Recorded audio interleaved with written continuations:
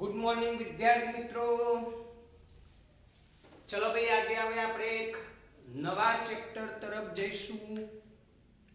Chapter number 8. Chapter number 8 છે ગુરુત્વાકર્ષણ. ગુરુત્વાકર્ષણ, ગ્રેવિટેશન. ક્લિયર? ચેપ્ટરનું નામ સાંભળીને તમને થાય કે હા સાહેબ, આની થોડી માહિતી તો અમારા જોડે છે. ક્લિયર? તો આપણે આ ચેપ્ટરની અંદર ગુરુત્વાકર્ષણ, જે પૃથ્વીનું ભાઈ ગુરુત્વાકર્ષણ છે એના પરના કેટલાક નિયમો, એનું એનાલિસિસ શીખવાનું છે આપણે. બીજું તો તમને બધાને ખબર છે કે સૂર્યની આસપાસ બાકીના બધા જ ગ્રહો ફરે છે ભાઈ. ચલો, આ સૂર્ય છે, આ સૂર્ય. સૂર્યની આસપાસ બીજા બધા જ ગ્રહો આમ ફરે છે. ક્લિયર? બુધ, શુક્ર, પૃથ્વી, ગુરુ, મંગળ, નેપચ્યુન, તો પ્લુટો. તમને આ બધાને ખબર છે ભાઈ. ક્લિયર? અને કોના કારણે ફરે છે એ પણ તમને ખબર છે. ક્લિયર? તમે આગળના ચેપ્ટર ભણી ગયા છો એટલે ખાલી એક બેઝિક માહિતી કહી દઉં કે સૂર્યએ આ પૃથ્વી પર આમ ગુરુત્વાકર્ષણ બળ લગાડે, અને પૃથ્વી હોય, દાખલા તરીકે આ પૃથ્વી છે, તો પૃથ્વી v વેગથી ફરતી હોય તો 12mv²/r બળ લાગે. કમ્પ્લીટ? અને આના કારણે વર્તુળાકાર ગતિ કરે છે. વર્તુળાકાર ગતિ તમે ભણી ગયા છો ભાઈ. પણ આ કક્ષા કેવી હશે? તો એ કક્ષા કેવી હશે ને, એના માટે કોપરનિકસનો કદાચ નિયમ તમે ધોરણ 9-10 ની અંદર ભણી ગયા. એને કહ્યું હતું ભાઈ, પૃથ્વી એ સૂર્યની આસપાસ વર્તુળાકાર માર્ગે ગતિ કરે છે. ક્લિયર? તો એના માટે આપણે આજે કેપ્લરનો નિયમ જોવાનો છે. કયો નિયમ ભાઈ? કેપ્લરનો. સમજો અહીંયા. ક્વેશ્ચન આવી રીતે પૂછાય: ગ્રહોની ગતિ માટે કેપ્લરનો કક્ષાનો નિયમ, કે જે કેપ્લરનો પ્રથમ નિયમ છે,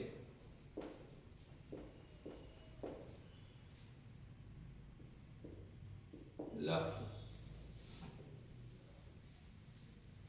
ક્લિયર? ફરીથી, ગ્રહોની ગતિ માટે, એટલે કે ગ્રહો જે સૂર્યની આસપાસ શું કરે છે ભાઈ? ગતિ કરે છે. એના માટે કેપ્લરનો પ્રથમ નિયમ છે. તો બોલો, કેપ્લરનો પ્રથમ નિયમ. કેપ્લરનો પ્રથમ નિયમ જોઈ લેજો ભાઈ બધા, બહુ જ શાંતિથી સમજો. ક્લિયર? ગ્રહો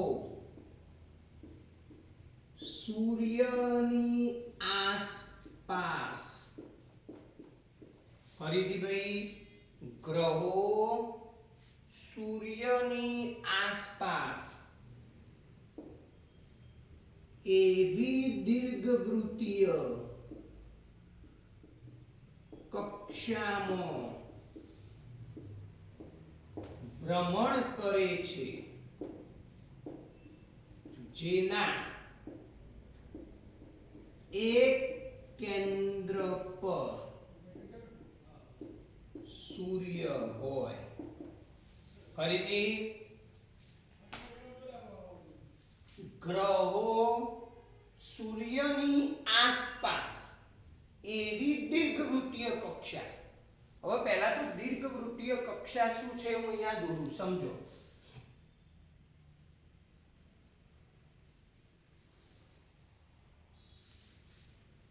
ક્લિયર? આ આકારની જે કક્ષા હોય, તમે નાના હતા એટલે રેલગાડી રમતા હશો.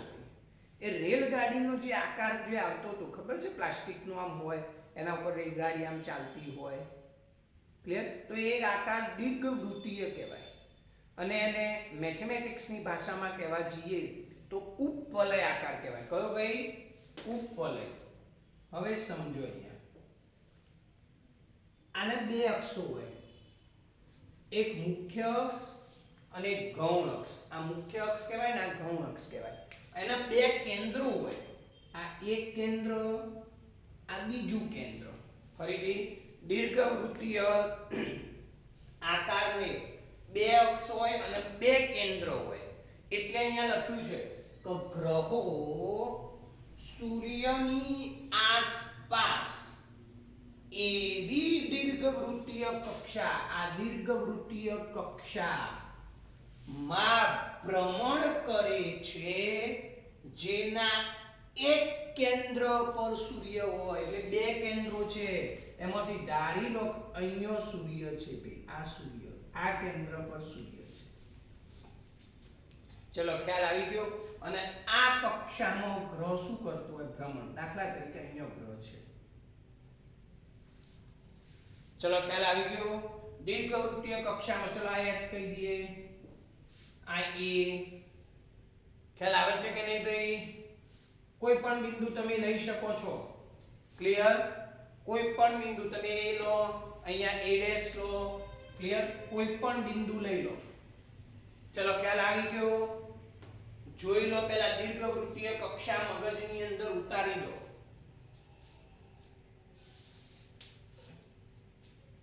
દીર્ઘવૃત્તીય કક્ષા મગજની અંદર ઉતારી દો. ફરી આની મુખ્ય અક્ષ, આની ગૌણ અક્ષ. આનો બે આમ કે બિંદુ બધું ડિટેલમાં સમજાય. P લઈ લો, આને A લઈ લો, કાં તો આને A લો, આને P લો, ગમે તેમ લઈ શકાય. આને A લો, આને A' લઈ લો તો પણ ચાલશે. ક્લિયર? આ S છે તો અહીંયા S'. ધ્યાન રાખજો, બીજો સૂર્ય નથી, પણ સૂર્ય અહીંયા પણ હોઈ શકે ને અહીંયા પણ હોઈ શકે. ક્લિયર? ચલો હવે સમજો. આકૃતિમાં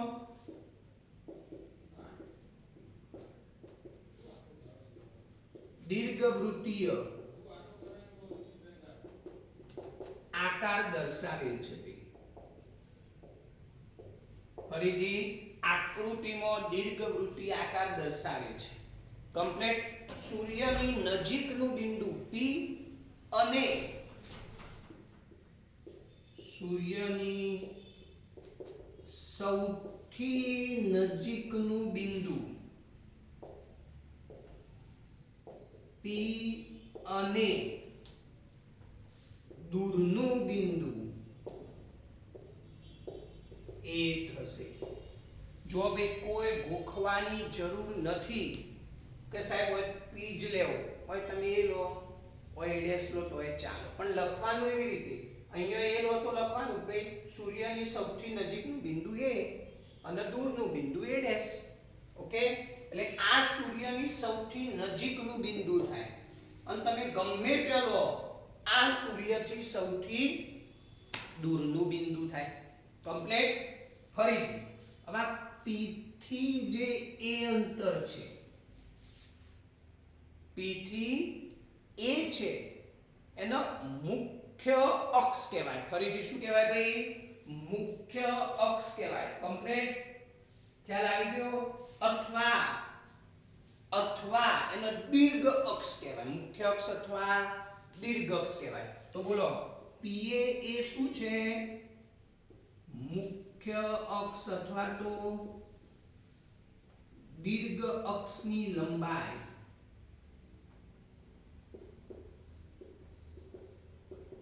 કમ્પ્લીટ. ખ્યાલ આવી ગયો? અને એનું અડધું લઉં, દાખલા તરીકે અહીંયા હું O બિંદુ લખી દઉં તો PO કરું તો એ અર્ધ દીર્ઘ અક્ષ થાય. કઈ થાય ભાઈ? અર્ધ દીર્ઘ અક્ષ. ચલો ખ્યાલ આવી ગયો? કમ્પ્લીટ. બધું જ નોટ ડાઉન કરી દો અહીંયાથી. ક્લિયર? આ જે કેપ્લરનો પ્રથમ નિયમ હતો, તમાર જે કોપરનિયસનો જે નિયમ આવતો હતો એના કરતો થોડો જુદો પડે છે ભાઈ. કમ્પ્લીટ. ફરીથી તમારે કોપરનિકસનો નિયમ આવતો હતો, યાદ છે કે નહીં? કોપરનિકસનો નિયમ શું હતો ભાઈ? કે સૂર્યની આસપાસ ગ્રહો વર્તુળાકાર માર્ગે ગતિ કરે. આને એવું કહ્યું હતું કે ગ્રહો વર્તુળાકાર માર્ગે ગતિ કરે. એનાથી કેપ્લરનો નિયમ થોડો જુદો છે.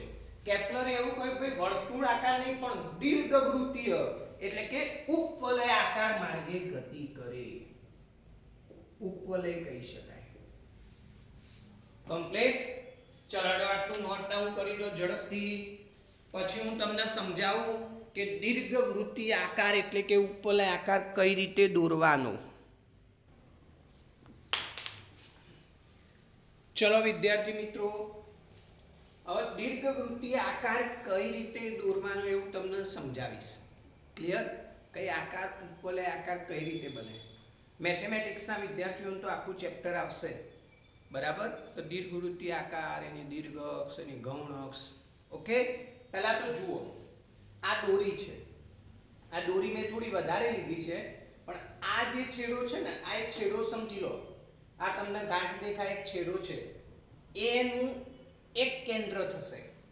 અને આ છેડો સમજી લો, આ એનું બીજું કેન્દ્ર થશે.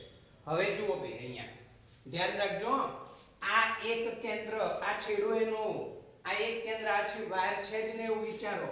ચલો આ એક કેન્દ્ર, જેનું હું નામ આપી દઉં F2, આ એનું એક કેન્દ્ર. કમ્પ્લીટ. ચલો એ જ રીતે આ એનું બીજું કેન્દ્ર F1. ચલો ખ્યાલ આવી ગયો? કમ્પ્લીટ. હવે જુઓ અહીંયા, આ રીતે તમે વાયર રાખો. આ એક છેડો જે એક કેન્દ્ર બને, આ બીજો છેડો બીજું કેન્દ્ર બને. પછી તમે આવી રીતે આમ ખેંચીને, ધ્યાન રાખજો, ખેંચીને આમ દોરવાનું. આમ એ આવી રીતે એક આકાર દોરો આમ. ક્લિયર? પછી બીજી બાજુથી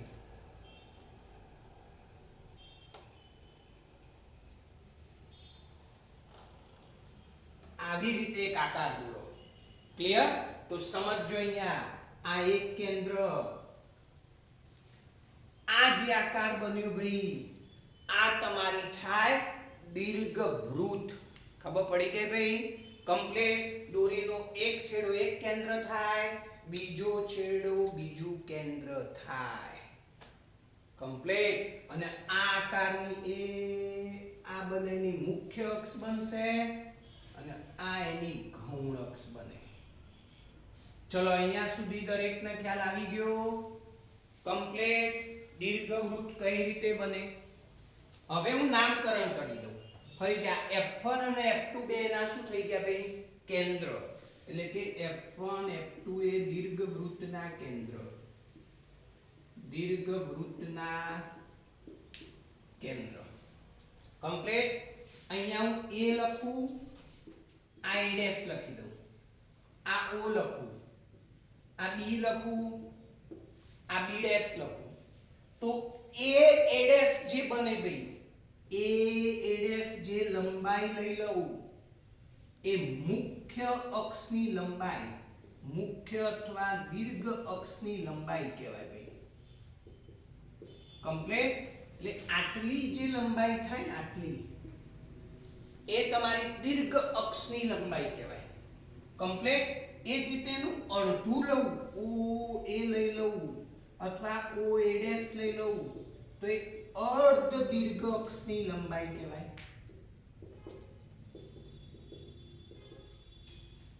ખ્યાલ આવી ગયો? કમ્પ્લીટ. એ જ રીતે તમે આ ઊભું માપો ભઈ, આ તો B એ તમારી ગૌણ અક્ષની લંબાઈ થાય. ક્લિયર? અને એનું અડધું એટલે OB કરો અથવા OB' કરો તો એ તમારી ગૌણ અક્ષની અર્ધ લંબાઈ. ક્લિયર? ખ્યાલ આવી ગયો ભાઈ? આપણે એવું ભણ્યા કેપ્લરના નિયમમાં કે આ દીર્ઘવૃત્તીય કક્ષામાં બે કેન્દ્રો છે, એક F1 અને એક F2. તો આ જે F1 છે ને ત્યાં સૂર્ય રહેલો હોય અને એની આસપાસ આમ ગ્રહો, અહીંયા ગ્રહ આમ શું કરતું હોય, ભ્રમણ કરતો હોય. ખબર પડી ગઈ? કમ્પ્લીટ. એટલે જ્યારે ગ્રહ ફરતો ફરતો ફરતો ફરતો ફરતો ફરતો એ આગળ આવે ને એનું સૌથી નજીકનું બિંદુ કહેવાય, એટલે સૂર્યની એકદમ નજીક હોય. એટલે આપણે કહીએ ખબર છે, ઉનાળો આવ્યો. ક્લિયર? આમ પછી જેમ દૂર જાય ધીમે ધીમે ધીમે ધીમે ધીમે એમ સૂર્યથી દૂર થતો જાય. ક્લિયર? આ નિયમ કોને આપ્યો તો ભાઈ? કક્ષાનો કેપ્લર નામના વૈજ્ઞાનિકે. જોઈ લો ભાઈ આટલો સુધી.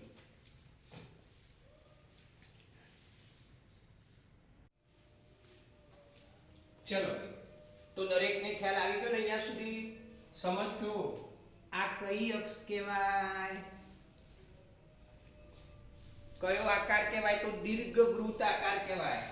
આ એની મુખ્ય અક્ષ થાય અને અહીંયાથી તમે અહીંયા સુધી લો એટલે તમને કહ્યું તું આટલું, તો આટલું અંતર a. આ a ને એની અર્ધ દીર્ઘ અક્ષ કહેવાય. શું કહેવાય ભાઈ? અર્ધ દીર્ઘ અક્ષ. કમ્પ્લીટ. ફરીથી સમજી લો.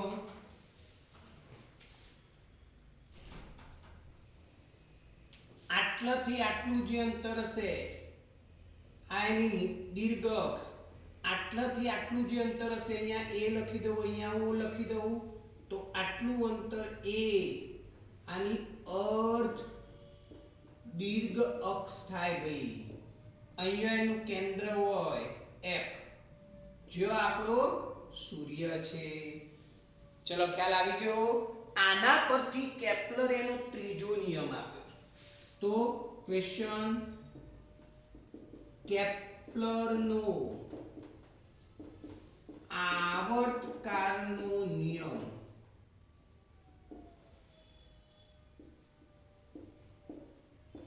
અથવા ત્રીજો નિયમ.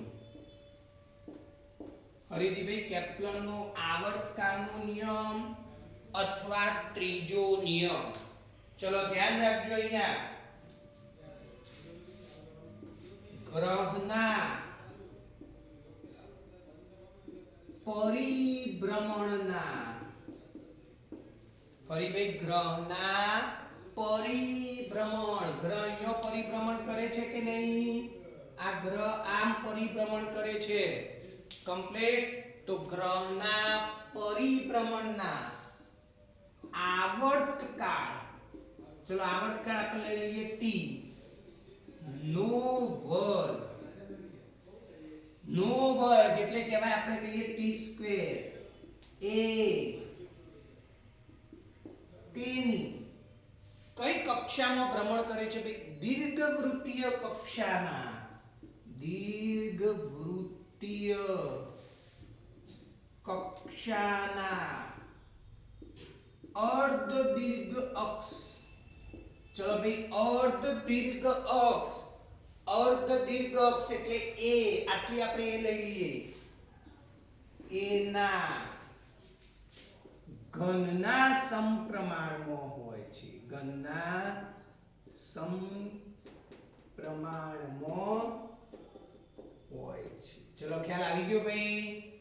કમ્પ્લીટ. ફરીથી ગ્રહના પરિભ્રમણના આવર્તકાળનો વર્ગ એટલે t સ્ક્વેર.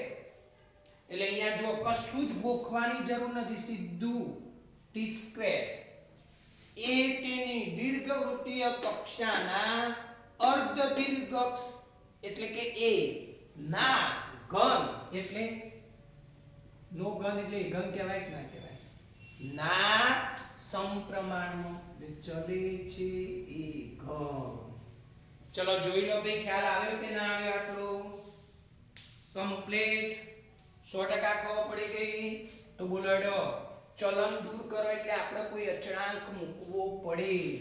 તો t સ્ક્વેર બરાબર અચળાંક મૂકી દઉં q. તો q બરાબર જે અચળાંક છે એ થાય t સ્ક્વેર અપોન a ઘન. ફરીથી ભાઈ t સ્ક્વેર અપોન a ઘન. ચલો ખ્યાલ આવી ગયો? ટી એ શું છે તો ગ્રહનો આવર્તકાળ. ચલો જો અહીંયા લખી દઉં ટી ગ્રહનો આવર્તકાળ. કમ્પ્લીટ. એ અર્ધ અક્ષ. ફરીથી એ અર્ધ દીર્ઘ અક્ષ છે અને ક્યુ એ ભાઈ અચળાંક છે. ખ્યાલ આવી ગયો? કમ્પ્લીટ. ચલો આના પરથી તમે ચોપડીની અંદર આના નીચે ટેબલ આપેલું હશે, જુઓ ભાઈ. પહેલા ચોપડીની અંદર ટેબલ આપેલું છે એ જુઓ. આપેલું છે ને અહીંયા ગ્રહ આપેલું હશે, પછી એ ટી ક્યુ. કમ્પ્લીટ. ચલો આવું દરેક માટે તમને આપેલું હશે.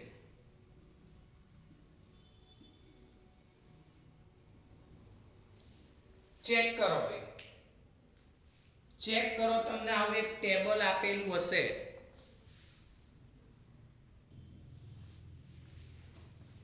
તમે આ ટેબલ જુઓ ભાઈ. અહીંયા આ ટેબલ જો મેં અહીંયા નમૂના માટે ફક્ત 3 ગ્રહ માટેની કિંમતો લખી છે, તમને સમજાવ.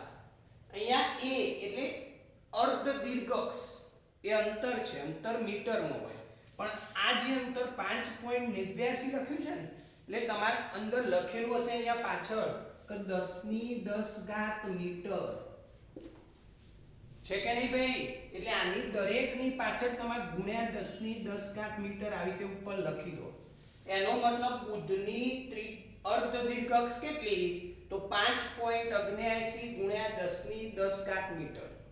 એનો આવર્તકાળ જે છે વર્ષમાં છે ભાઈ, વર્ષ, ઈયરમાં.